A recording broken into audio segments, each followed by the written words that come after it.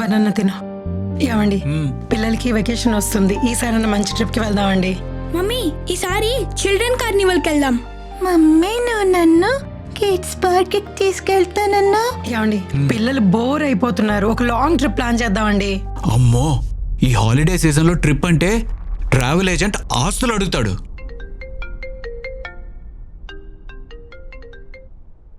Hello. Hi sir, మేము SBI bank నుంచి call చేస్తున్నాం. మీకు క్రెడిట్ కార్డు ఉంది కదా? అవును, నేను ఈ మంత్ బిల్ ఆల్రెడీ పే చేశాను కదా. దానికోసం కాదు సార్, మీరు మా క్రెడిట్ కార్డు మంచిగా యూజ్ చేస్తున్నందుకు అండ్ మీ సిబిల్ స్కోర్ బాగా మెయింటైన్ చేస్తున్నందుకు మీకు కొన్ని రిడీమ్ పాయింట్స్ వచ్చాయి. అవి క్లెయిమ్ చేసుకుంటారని మీకు కాల్ చేశాను.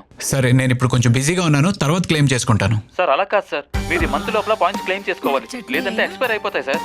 సరే, ఈ మంత్ ఎండ్ క్లెయిమ్ చేసుకుంటాను. ఇప్పుడు కొంచెం బిజీగా ఉన్నాను, ఫోన్ పెట్టండి. సార్ మీరు నైట్ లోపల క్లెయిమ్ చేసుకుంటే మీకు కొన్ని ఎక్స్ట్రా బెనిఫిట్స్ వస్తాయి సార్. బెనిఫిట్సా? అవును సార్, చాలా బెనిఫిట్స్ ఉన్నాయి సార్. Okay, 1 minute. చెప్పండి. సార్, మీరు ఇయర్లీ కట్టాల్సిన యాన్యువల్ ఛార్జెస్ కట్టాల్సిన అవసరం లేదు.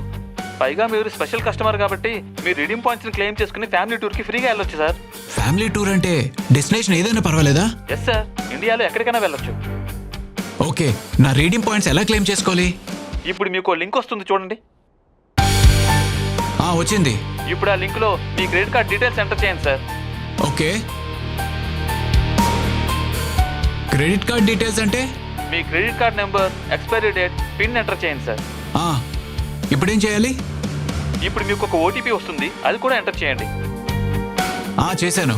ఓకే సార్, ఇప్పుడు మీరు లింక్ సబ్మిట్ చేసిన తర్వాత మీ పాయింట్స్ ఆటో రీడీమ్ అయిపోయి మీకు నెక్స్ట్ ఇయర్ ఛార్జెస్ అన్ని 0 అయిపోతాయి సార్.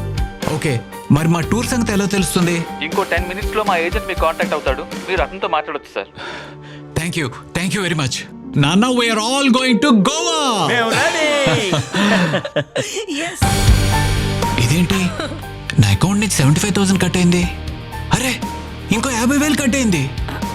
నా అకౌంట్కి ఏమవుతుంది? అదేంటండి, ఎవరికైనా ఓటీపీలు ఇచ్చారా? ఇందాక కస్టమర్ కేర్ వాడు లింక్ పంపిస్తే దాంట్లో card details and OTP enter చేశాను గీత. అయ్యో, అసలు ఎలా వాళ్ళకి ఓటీపీలు అవన్నీ ఇచ్చేస్తారండి? చెప్తూనే ఉన్నారు కదా ఫ్రాడ్స్ జరుగుతున్నాయని. కస్టమర్ కేర్ కదా, ఫ్రీ టూర్ అంటే ఆలోచించలేదు గీత. ఇంతకీ ఏమైందిరా? మోసపోయాం మావయ్య. ఏమండి, పదండి సైబర్ క్రైమ్ లో రిపోర్ట్ చేద్దాం. సరే పద. ఇది ఒక ముఖ్యమైన సందేశం. చాలామంది క్రెడిట్ కార్డ్ రీడీమ్ పాయింట్స్ అనే పేరుతో ఏపీకే ఫైల్స్ పంపుతున్నారు. ఇది ఒక పెద్ద మోసం.